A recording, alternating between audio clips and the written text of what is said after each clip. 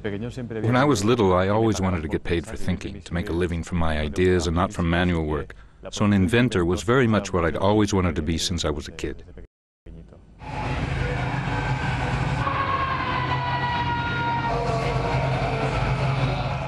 This was a campaign we did for a trade fair for business people, and we made the Scream Cabin as a way for them to get rid of stress. I feel much better now.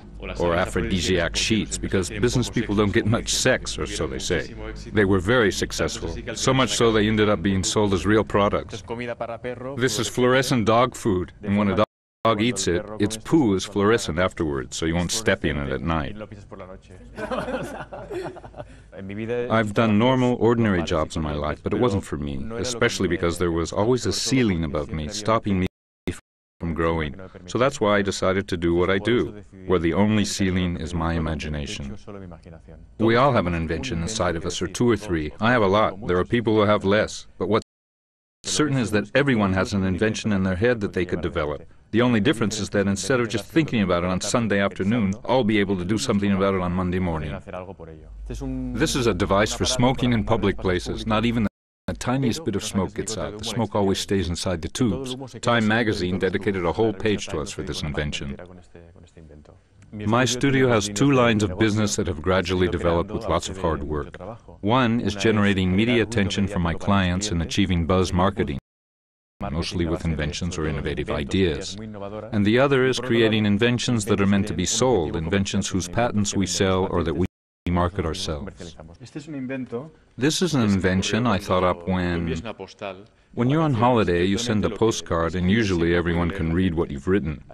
So I invented the scratch postcard, so that only the person who receives it can read the message by scratching it. Postcards have always been public. There's never been a private postcard, and this meets a demand that had never been met before.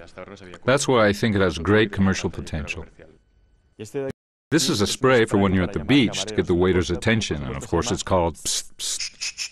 This is a patent we sold to Mary, a very important company in the household sector, and it's doing very well. It's currently on the market, and you can find it in loads of shopping centers. What you do is put it here and comb the brush so that all the fluff ends up here, and you don't have to pick it off with your fingers.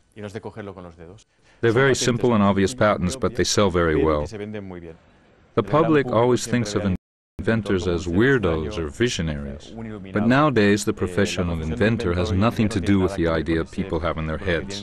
And that's why it's interesting for inventors like me to try to dignify the profession of inventor a little, to prove that you can make a living from it, that it's a very honorable profession, and above all, a very professional one.